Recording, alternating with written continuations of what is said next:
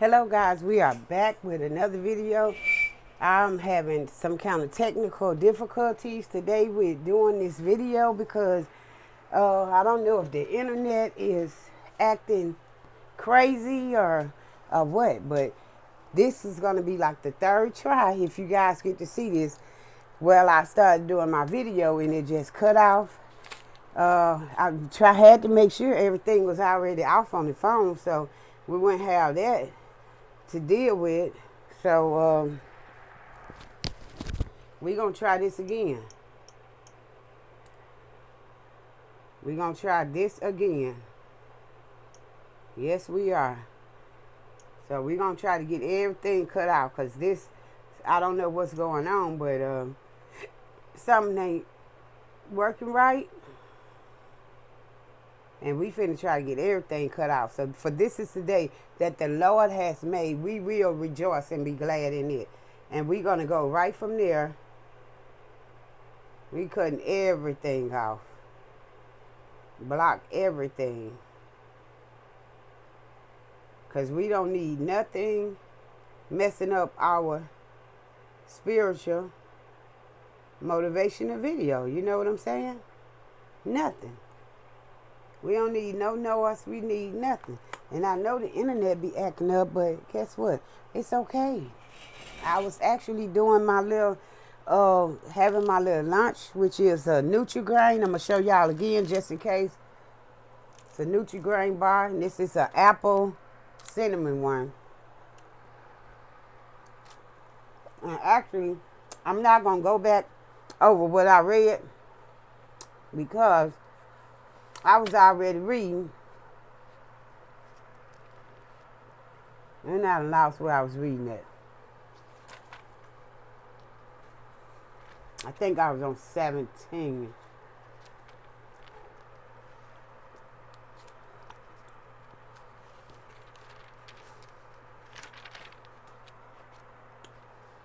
The enemy is so busy, guys.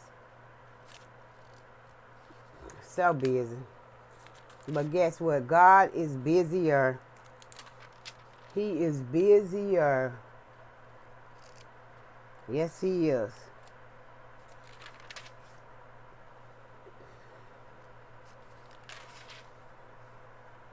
Yes, he is busier.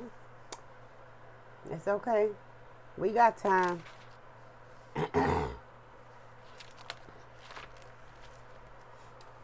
Yep. I'm almost there, guys.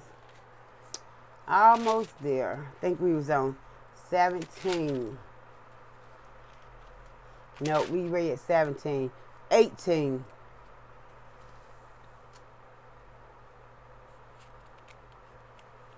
Okay, I just read.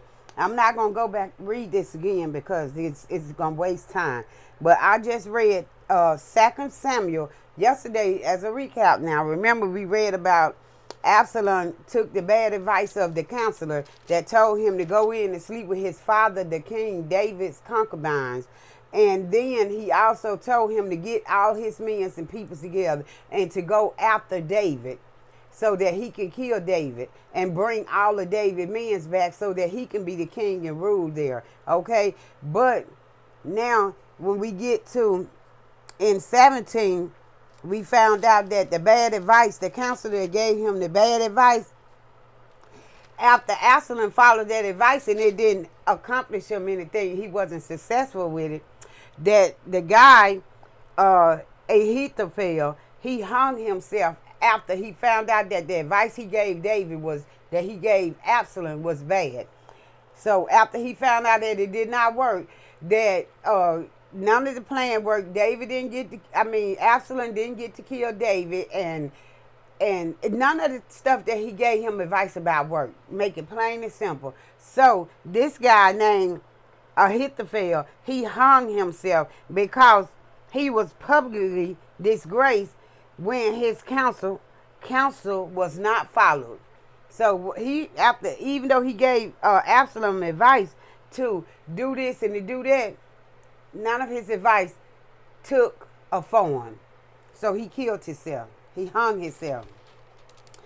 Then we got over here to chapter 18, talking about Joab killed Absalom.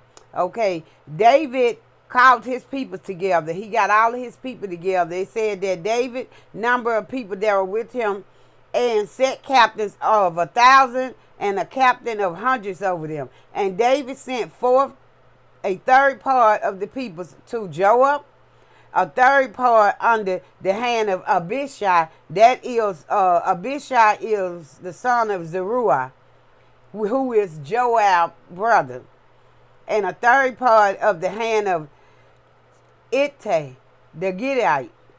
The king said unto the peoples, I will surely go forth with you myself also. But the peoples answered, Thou shalt not go forth, for if ye flee away, they will not care for us. Neither if half of us die, they will not care for us. But now thou art worth 10,000 of us. Therefore now it is better that thou succor out of the city.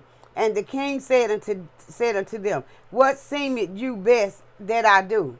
So he asked them, what is the best that I should do? Okay, and the king stood by the gate side, and the peoples came out by hundreds and by thousands. And the king said unto Joab and to Abishai and Ittai, saying, Deal gently for my sake with the young man, even with Absalom. And all the peoples that he had gathered there together in that meeting heard the rules that the king gave when it came to his son Absalom, because David didn't want to kill his son. He told him to deal gently with him. But if we keep reading, you're going to see what happened. Okay? Now, Absalom met the servant of David, and Absalom rode up on a mule. And the mule that Absalom went looking for David. You know, he already had went out looking for them. He was supposed to go look for them and kill them. Okay? So the people went out into the field against Israel, and the battle was in the woods of Ephraim. That's where all this took place at. In the woods of Ephraim. It was in a forest. Okay? So Absalom rode up on this mule, and he went out in the woods of Ephraim. He was looking for David minions and stuff. So he came upon David's servants, and he was riding on that mule. Okay, so as David was riding on that mule, he went down to a thick branch. They say a bough that hung down from a big oak tree. And when he went under there, his head got caught on it. And I'm finna read that to you. It say, and Absalom met the servant of David, and Absalom rode upon a mule. And the mule went under a thick bough of a great oak, and his head caught hold of the oak. And he was taken up between the heavens and earth, which means that he was hanging on that branch that caught a hold of him. So obviously he had something on his head, so it took it, and it probably had a string or something that was, choking him or something. So anyway, it said he was taken up between the heavens and the earth, and the mule that was under him went away, and a certain man saw it and told Joab. Okay, now listen to Joab. The servant that saw him went and told Joab and said, Behold, I saw Absalom hang in the oak.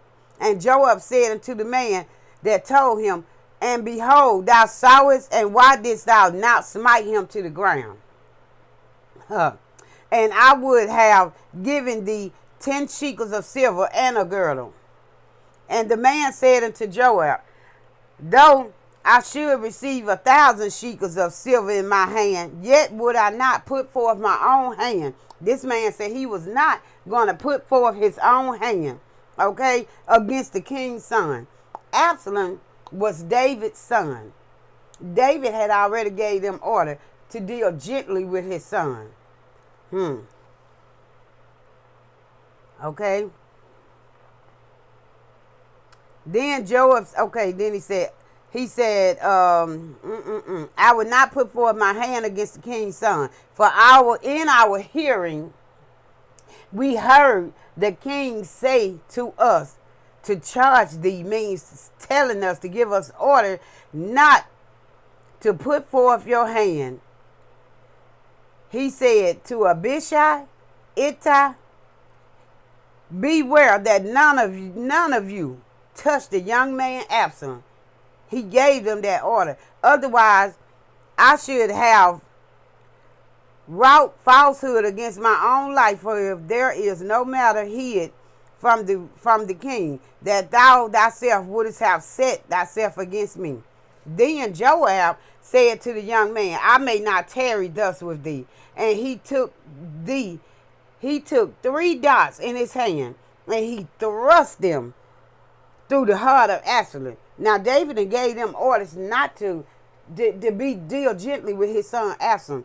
But Joab, he ignoring the orders of David. He gonna take 3 darts, and he took them darts in his hand, and he thrust them in Absalom's heart. Now, why he had to do 3? Why he couldn't just do 1 in his heart?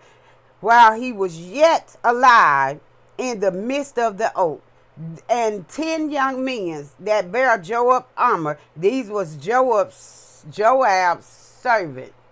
Okay, it was 10 of them. Now they saw everything. Okay, it said, and 10 young men that bear Joab's armor alive in the midst of the oak, that bear Joab's armor, compressed about and smote Absalom and slew him. Now them 10 men still went about finishing off Absalom. They was right with their leader, Joab, and they went on and killed Absalom. Now Absalom in his lifetime had taken and reared up for himself a pillar, and the king, which in the king's day he said, I have no son to keep my name. Remember, and he called the pillar after his own name, and it is called unto this day Absalom's place. Then said Ahimaaz, the son of Zadok, let me now run and bear the king tidings, how that the Lord hath avenged him of his enemies. And Joab said unto him, listen, now Joab, he getting scared because he knew he was ordered by the king not to deal recklessly with his son. He said deal gracefully with him. Okay? But since the man, now one of the servants, said he finna go tell David that we have avenged him, to let him know that they done killed Absalom. Joab is getting scared now. He's saying, and the king said unto him, and Joab said unto him, thou shalt not bear tidings this day, but thou shalt bear tidings another day. But this day thou shalt bear no tidings, because the king's son is dead. He ain't want him not to go say it, not to go tell David because it's the king's son dead. Yeah, he did want him not to tell it because the king's son dead, but he trying to get ready to cover up his mess now. Okay? Then said Joab to Cushi, go tell the king what thou hast seen. And Cushi bowed himself unto Joab and ran. Then said Ahimaaz, the son of Zadok, yet again to Joab, but howsoever, let me, I pray thee, also run after Cushi. And Joab said, wherefore wilt thou run, my son, seeing that thou hast no tidings ready? But howsoever, he said, let me run.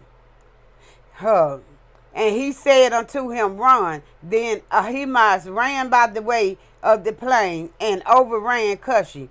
And David sat between the 2 gates, and the watchman went up to the roof over the gate unto the wall, and lifted up his eyes, and behold, and looked, and behold, a man running along. And the watchman cried and told the king. And the king said, if he be alone, there is tidings in his mouth. And he came a space and drew near. And the watchman saw another man running, and the watchman called unto the porter and said, behold, another man runneth along. And the king said, he also bringeth tidings. And the watchman said, methinketh the running of the foremost is like the running of Ahimaaz the son of Zadok.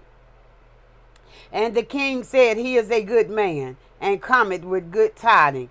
And Ahimaaz called and said unto the king, all is well. And he fell down to the earth upon his face before the king, and said, blessed be the Lord thy God, which has delivered up the men that lifted up their hand against my lord the king. And the king said, is the young man Absalom saved? And Ahimaaz answered, when Joab sent the king's servant, and me thy servant, I saw a great tumult, but I knew not what it was. And the king said unto him, turn aside and stand here. And he turned aside and stood still. And behold, Cushi came. And Cushi said, tidings, my lord, the king, for the Lord hath avenged thee this day of all them that rose up against thee. And the king said unto Cushi, is the young man Absalom saved? And Cushi answered, the enemies of my lord the king, and all that rise against thee to do thee hurt, be as that young man is, be as that young man is. And the king was much moved, and went up to the chamber over the gate, and wept. And as he went, thus he said, O my son Absalom, my son Absalom, would God I had died for thee. O Absalom, my son, my son.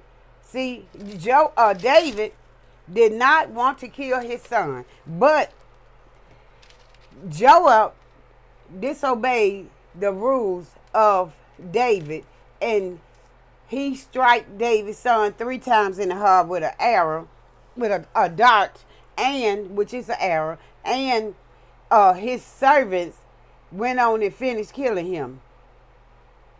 And then they end up putting him in a tomb. They buried him and covered him up somewhere. And they said to this day, it is called Absalom Place. Okay? I think it was a place that he had for his own son if he would have had one. But because he didn't have a son, he put him there.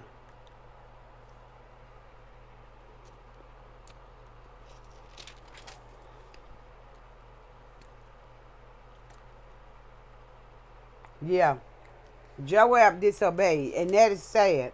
When the kings give order, you are to follow orders. So, let's read the footnotes on that, because I'm only going to do chapter 18 today. Because my internet is not acting so good. And I don't want to keep doing videos and losing footage, okay? Get right, shirt. Making me look lopsided. Okay. Now, 18:1, the footnotes.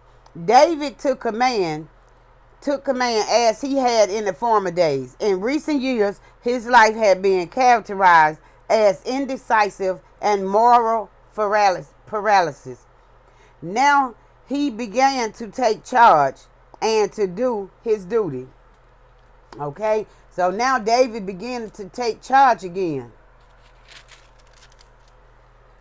18, it said, Joab wanted Cushi to bring the news of Absalom's death to David, not Ahimaaz, the priest's son. Joab may have been afraid that David would, exactly, that's what I was saying. Joab was scared. That's why he sent the other man to run past Ahimaaz, because Ahimaaz was a priest. But he wanted this man, Cushi, to run past Ahimaaz and to tell David that his son was dead. See, because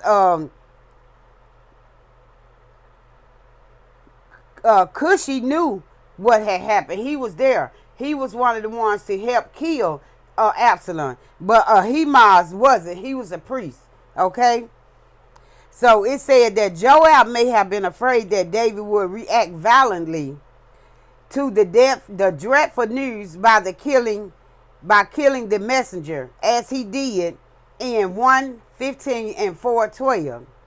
Although he reached the city first, Ahimaaz was afraid to tell the king the truth about the death of his son. Okay, now Ahimaaz reached that place first. Now he wanted to be first to go there and tell David that his son was dead. But when he got there, he was afraid to open his mouth and tell David the words that his son had been killed and, had been killed. Okay? Now, why was David so upset over the death of his rebelled son? One, why was David upset when his son got killed? Anybody you can give me your thoughts on that. It doesn't matter because we are just discussing the word. Okay? Why was David so upset about his son? Me, myself, I think because he loved his son, number one. I know he loved him. This is the answer that they gave us here. One, David realized that he in part was responsible for Absalom's death.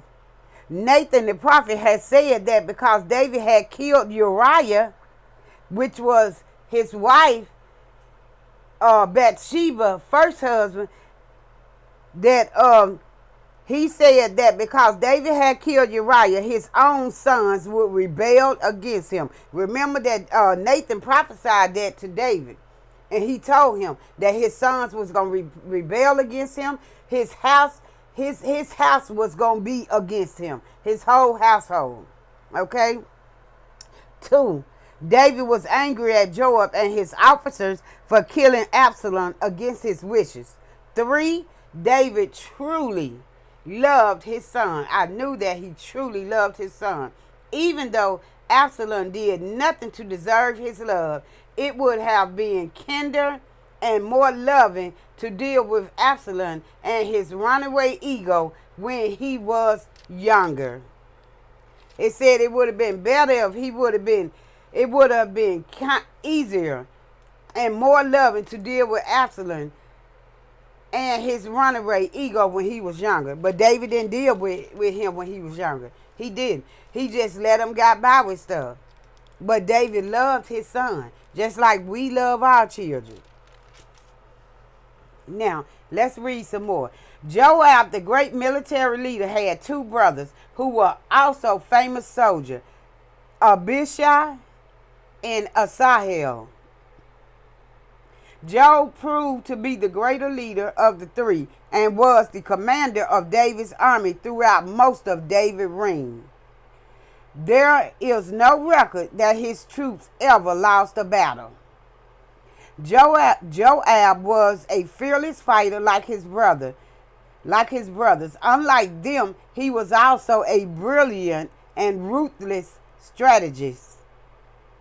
His plans usually worked, but he was seldom concerned about those hurt or killed by them. He did not hesitate to use treachery or murder to achieve his goal. His career is a story of great accomplishment and shameful acts. He conquered Jerusalem and the surrounding nations, defeated Abner, and reconciled Absalom and David. But he also murdered Abner, Amasa, Absalom, and took part in Uriah's murder, and plotted with Adonijah against Solomon. That plot led to his execution. So we know from reading that on over in the next chapter, somebody, he plotted to do something, but whatever it was, it ended up leading to him being executed. Joab set his own standards. He lived by them and died because of them. There is little evidence that Joab ever acknowledged God's standard. On one occasion, he confronted David about the danger of taking a census without God's command. But this may have been little more than a move to protect himself. Joab's self-centeredness eventually destroyed him.